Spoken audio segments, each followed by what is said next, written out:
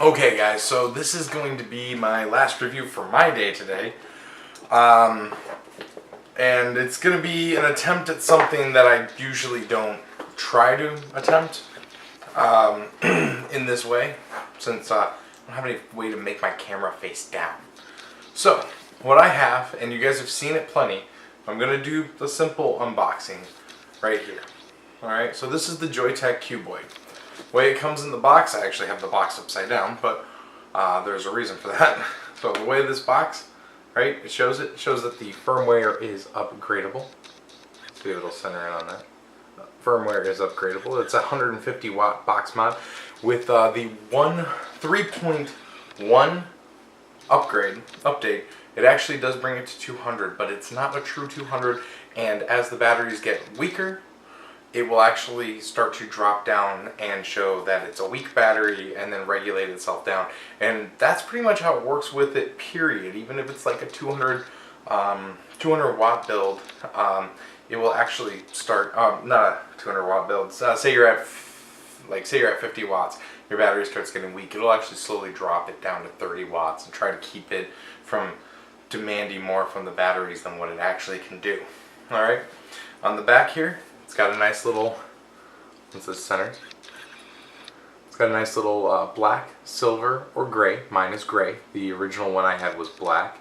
Some information about what comes in, the cable, as well as the cuboid, and the manual and warranty card, which the warranty card I have outside of the box in a safe place.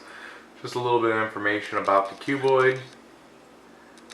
This does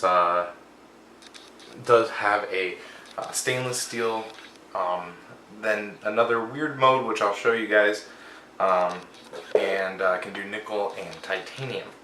Inside of it you'll get it like this, right? The cuboid will have the warranty card sitting on top, but this really is what the box looks like, guys. So it'll come out, right? You have your mod there. It's got this little sleeve here, the user manual, as well as the USB charging cable like many Joytech products come with. Alright, it's just a standard USB charging cable. This one actually still has it inside the box, funny enough. I got plenty of them. So let's go ahead and seal this box up. Alright, now when you first get it, you won't have batteries in it, right? And it's a little bit of a pain, but if you look down in there, I don't know if it'll center it enough or not. If you look down inside, I don't know, any way of me getting lighting in there? Yeah, I don't have any flashlight. I should have brought a flashlight for it. But it will actually show on the inside, you have the negative symbol and you'll have a positive symbol. And then right here you have the negative and a positive. Just kind of showing how they go in there. And it looks kind of cool. I like the design to that. Alright, you do have the 510 connector being spring loaded with this one. And I don't know if I can show it off at all, but I know I'm trying this, guys. I'm doing the best I can. Thank you for your understanding. It is a spring-loaded. It is a very tight spring-loaded connector, a lot tighter than like the, say the X Cube 2, which was very easy to push down on. This one is very light, very tight.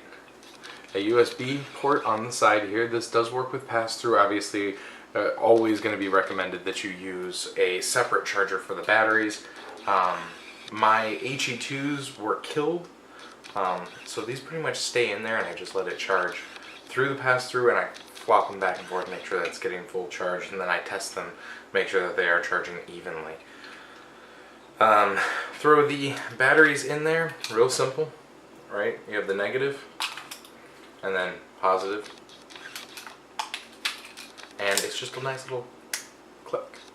You got the holes here at the bottom for the venting, as well as this latch here, which when batteries are in it, it's a nice tight fit and it's easy for them to pop out.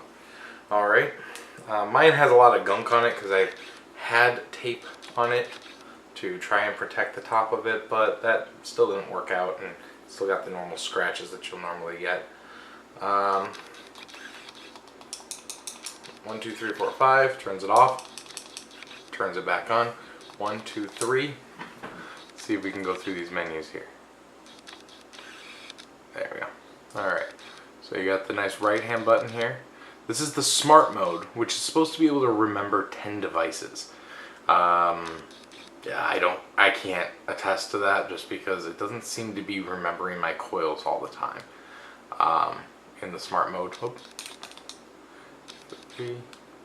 You've got the nickel, titanium, and stainless steel, as well as the TCR mode in there, which the smart mode was actually the one that's weird, and then power. And TCR, I really don't know how to use TCR. Alright, so throw your Addy on there. Let's go ahead. You just press that to accept it, or you just wait.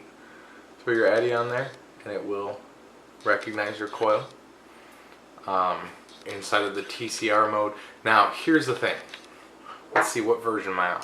1, 2, 3, 4, 5, then 20. 1, 2, 3, 4, 5, 6, 7, 8, 9, 10, 11, 12, 13, 14, 15, 16, 17, 18, 19, 20. There we go. 20 hits brings you and shows you what firmware version you're on. Prior to the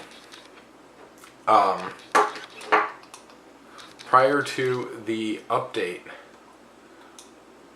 oops, that's going to show me how many puffs I have. Prior to the update, when you went in to this mode, so what you do is you press the right button, which it's individual buttons, but it's like a whole bar.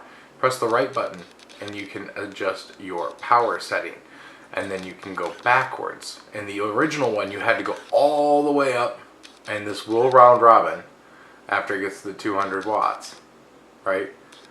And start all over again, and then push it all the way back up. If you press left, it would just go to the next one, right? When you have a coil on there, which I'm going to use a non-temp sensing coil, right? When you go, so 1, 2, 3. When you have the coil on there, you find that make sure that your coils are cold, guys, when you do that. But you have your coil, just go off and press the right button, and it will lock that resistance. And then you can unlock the resistance. Alright, so let's take it and put it into the mode that it's actually supposed to be on, which is power. Alright, holding the button right here like this, both buttons will lock the keys. You can unlock the keys then. That does not, though, however, when it's locked, let's go ahead and relock it. That does not stop this from firing. Alright, to stop this from firing, 1, 2, 3, 4, 5. Alright, then it won't fire. Alright, unlock the keys again, and hold down on the left button. Oops. Power and left button, sorry. And it will turn on stealth mode, so it'll fire, but the screen doesn't turn on. Alright, and then, let me see, is it that in power? Maybe it's in stealth mode, and then, or in key lock mode. That's stealth. I can never find this every time. I think maybe they removed it, but I'm not entirely sure. But there used to be a setting that would show you what level your batteries are at, and I think after 3.1.1 it changed that. So that's that regardless. As far as this device is concerned, guys, it vapes really, really well. I mean, but I've been using this for end of February, March, April, May. March, April, May-ish. Yeah.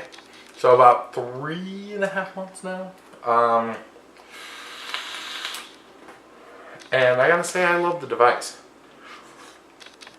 I did have an issue at the beginning where the device was not working properly that I was originally sent. Mount Baker Vapor resolved that issue for me, and I have not had a single issue since, which is great because I love this device. Just to kind of give a reference point, this here is the Smock X Cube 2, if anybody knows what it's like, right? About the same width, right? So much smaller, same amount of batteries, same amount of features, aside from Bluetooth and some stuff that are on the X Cube 2. And it just is a nice device to vape with. The one thing I will say is that it does seem to be off on the ohms. It will show that the ohms are about 1 to 5, 0.01 to 0.05 in difference between devices that I use, and that's all the way across all devices. So yeah. Anyways, yeah, that's pretty much it. Thanks for watching, guys. Kiss those coils.